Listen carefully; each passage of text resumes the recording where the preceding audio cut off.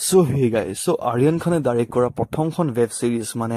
the bets of Bollywood release হৈ গ'ল যোৱাকালি আৰু মই চালো আৰু কেনেকুৱা হৈছে সেই সিৰিজখন আজি কথা পাতিম তাৰ ওপৰতে গতিকে আহক ভিডিওটো আৰম্ভ কৰো so the bets of Bollywood যোনটো চাগে ফুল ফৰ্ম হয় দি বাষ্টাৰ্ডছ অফ বলিউড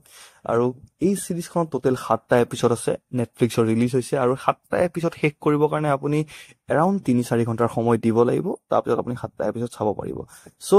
কাহানী কেনেকুৱা ধৰণৰ কাহানীত আছে এজন নিউ কামাৰ যোনে এখন ফিল্ম কৰিছে প্ৰথম ফিল্ম তাৰ আৰু যোনখন ৰিভলভাৰ নামেৰে ৰিলিজ কৰা হৈছে আৰু যোনখন বহুত ডাঙৰ এখন ব্লকবাষ্টাৰ হৈ গৈছে ইতিমধ্যে আৰু তাৰ অপজিটত এজনী ছোৱালী যোনজনী হয় অজয় তলৱাৰ মানে ববি দেওলৰ জীয়েক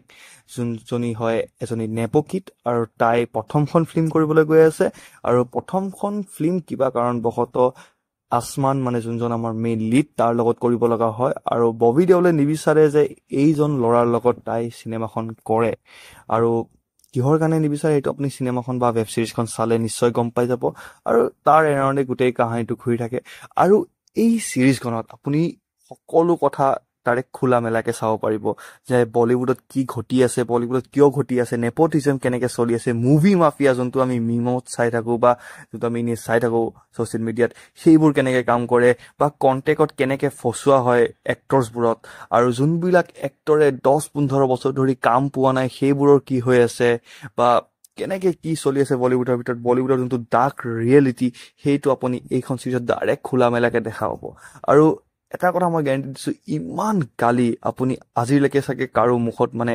কোনো বলিউড ষ্টাৰৰ মুখত শুনা নাই যিমান আপুনি এই সিৰিজখনৰ ফালৰ পৰা শুনা পাব মানে সবেই গালি পাৰি আছে লাইক লিটাৰেলি সবেই গালি পাৰি আছে যোনে স্ক্ৰীনত আহি আছে সবেই গালি পাৰি আছে গতিকে একদম ঘৰৰ মানুহৰ লগতো নাচাবই আৰু কেইটামান এডাল্ট সিনো আছে গতিকে ঘৰৰ মানুহৰ লগত একদমেই নাচাব আৰু গালিটো প্ৰত্যেক এপিসোডত ইনফেক্ট আপুনি ফাৰ্ষ্ট এপিসোডৰ ফাৰ্ষ্ট সিন ষ্টাৰ্ট কৰিব তেতিয়া আপুনি গালিয়ে শুনা পাব গতিকে গালি বহুত আছে আৰু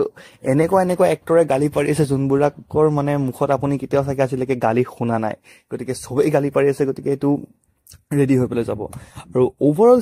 সিৰিজখন কেনেকুৱা বুলি ক'ব গ'লে সিৰিজখন ইমানো ভাল নহয় যেনেকে যিমান এটা মানে হাইপ বনি আছিলে বা যিমান আমি এক্সপেক্ট কৰিছিলো সিমানো লেভেললৈকে গৈ পোৱাকে নাই কিন্তু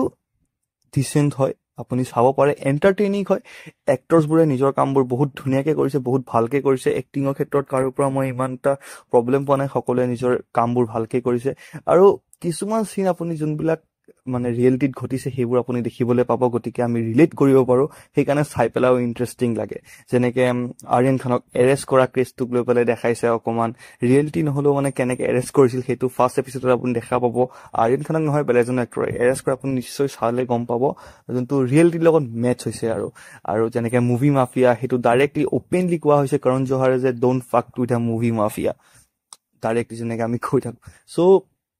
সিৰিজখন মানে একদম ৰিয়েলিটিৰ ওপৰত বেস্ড কৰি পেলাই বনোৱা হৈছে আৰু যোনবিলাক ৰিয়েলিটিক ঘটিছে আৰু সো সিৰিজখন ওভাৰঅল ক'ব গ'লে ভালেই সিৰিজ বেয়া নহয় আৰু